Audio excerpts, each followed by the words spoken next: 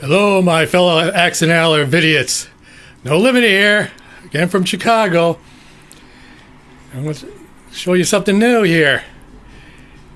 I've been showing you the 1914 version, but this right here is the global version, the 1942 version. My setup that I found from various house rules setups over the internet. And so I combine them a little bit here and there. And now I got a mega global version. A lot of pieces, which I lacks. Plus, in my 1942 version, I don't go by these turn orders that I don't particularly care about. So what I do, use almost a classic version's turn order. Let me show you here. Over here, in this version, I'll have Russia going first, but very limited in their attacks in the first round. Only one land battle attack is allowed. Second would be Germany. Third will be Britain and its combined Anzac and Pacific powers. So what I did for the Anzac, I just combined those two with the Pacific forces and fleet, including India, and put them together. Make the game a little more simpler. So, in that sense, I have the UK, Europe, and the UK Anzac Pacific. Next in order will be Italy. Next one is China. Yeah, you heard me right. China will be going before Japan, but in a limited attack row in the first round, only one attack battle in the first round. Of course, next will be Japan, and poor America always goes last. Oh well. Let me show you this map here. It has to be close to close to 1,000 pieces just for the setup. You got all of my flight stands.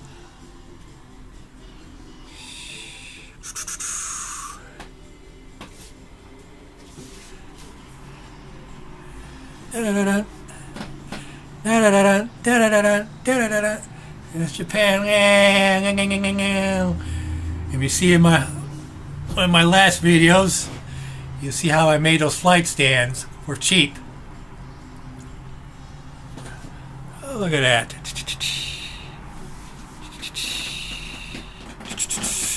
India. Look at China. Here's a good force. A decent, even a tank. A few artilleries. I can see about 5 fighters just to set up with.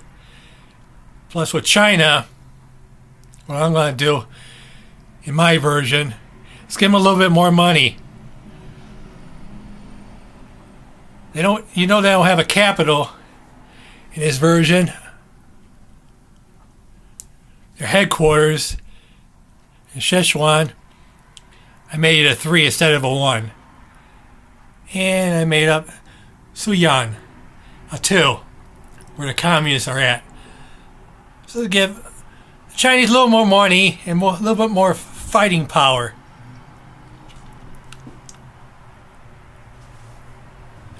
There's Russia. They got a decent enough force as well.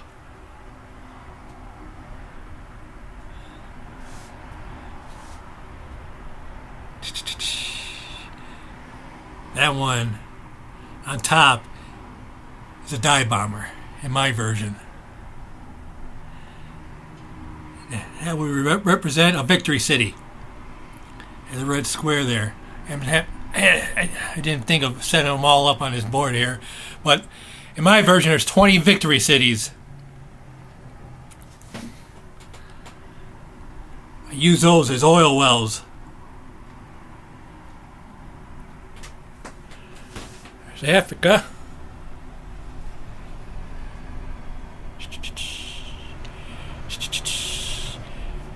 Even Italy has a decent fleet and a force in the Mediterranean.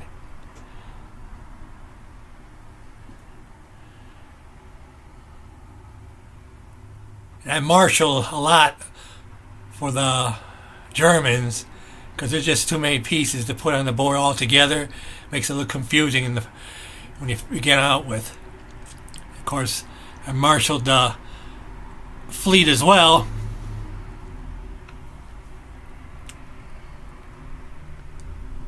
And look at that, even got hospital rules in this game. I'll show you how I do them in my version. If you look in Normandy there, I got a blockhouse. Later video, I'll show you how I use it in my version. The Allies, they have a big fleet, but Germany starts out with, I think, around 15, 16 subs in this version. Also, starting out with mines on each capital, but with Russia, since they don't have a capital in a sea zone, I just put it off the coast of Stalingrad, or Leningrad, I should say. They get a mine. Poor China doesn't get one. Poor China. Heck, I even got a little force in Greenland for America.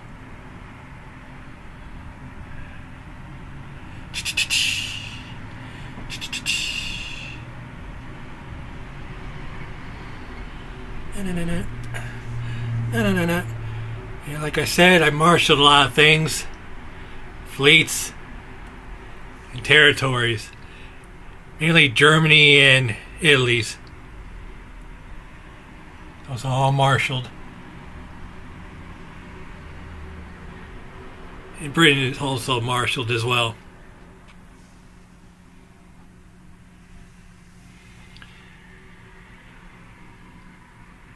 And that big old bomber is a super bomber in my version.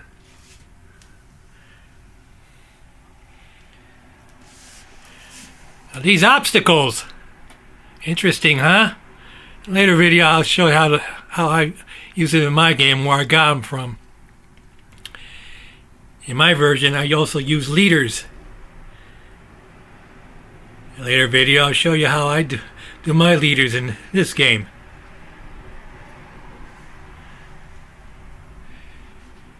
Plus, there's all the territories. There are your axes or allies. I put at least a 1 on it if they have no value for both sides. Maybe not so much for Germany, but they got a lot still in territories. I think they begin with 57 IPCs. But few for Japan. Mariana is at least 1, amongst others as well. Now, for, let's say how you say Russia. I made Leningrad, Leningrad a 3 instead of a 2. That way you can have a full functioning factory. Because in the real war, it was hard to get. So the thing should reflect the historical aspect of it. Same thing over here in Leningrad. I made that a 3 as well, so they have a full functioning factory. As you see there, Germany get a couple of oil fields in Romania and Hungary. Because they're hungry for oil. The Mideast is a lot of oil fields. A couple for the British. 3 for the Russians. Japan. Theirs is on the Money Islands. Java. And I forget what that was called. Sumatra. Frank Sumatra. Japanese, Frank Sumatra. And let's see. All the way in Alaska. Also got an oil field. And way over here. We also got another oil field in Texas. And Alberta also gets an oil field, like in the real war.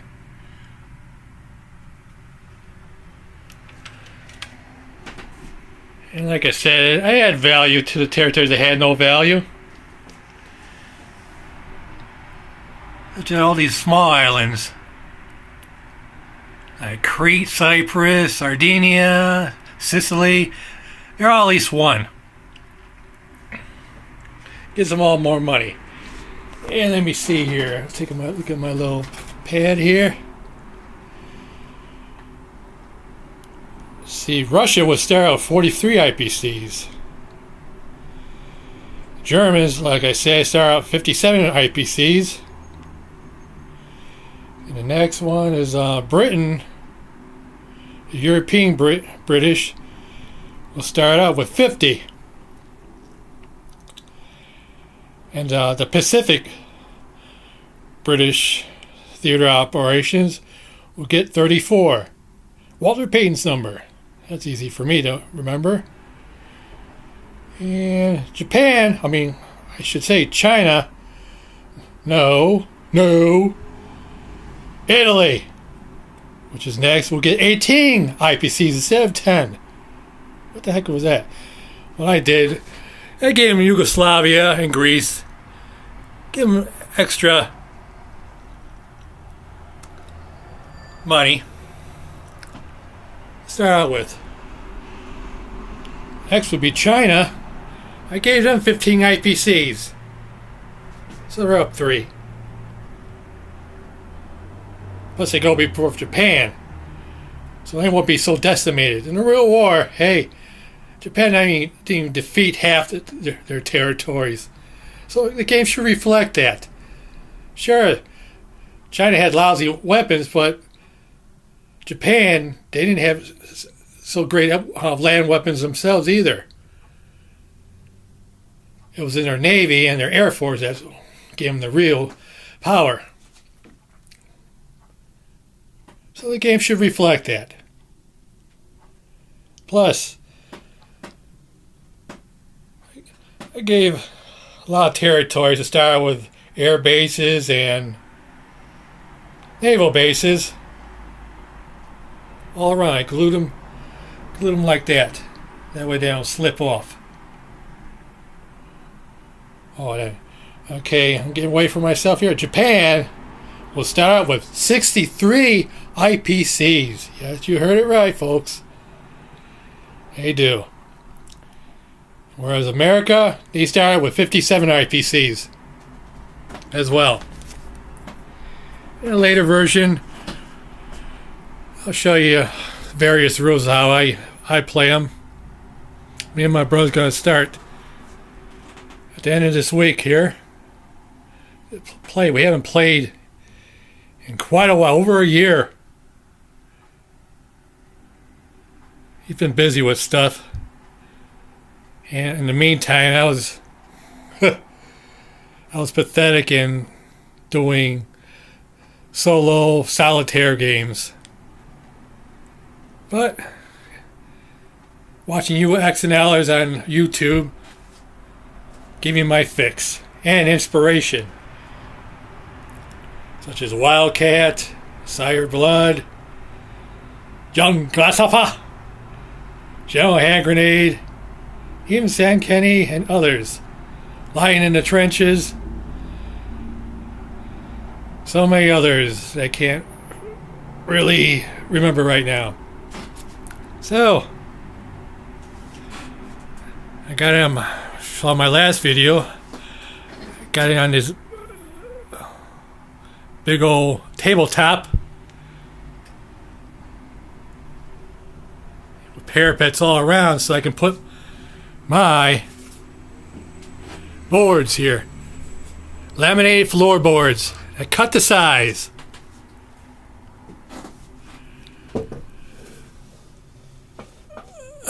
Like that. And just like I said in the last video, they interlock with each other, as you can see right there. And 9 boards will fit all across my map here. And a tabletop, when I'm not playing the game, I can do stuff on the table. Plus, it also prevents that future Catzilla invasion and destruction on my map. Sometimes my brother's cats come to my apartment and roam around, so I need protection. So I'll do various videos real soon, show you various rules that I use, that I stole from other house rules and from other YouTubers as well. But they didn't ask for money, so it's not really stealing. So I hope you enjoyed it. Oh, one more thing. I'll be messing around with IPC value of some of the units as well. Just make a more enjoyable game as well. So Low Limit calling out. I'll use my fellow Axonalers. See you in the next video. Bye.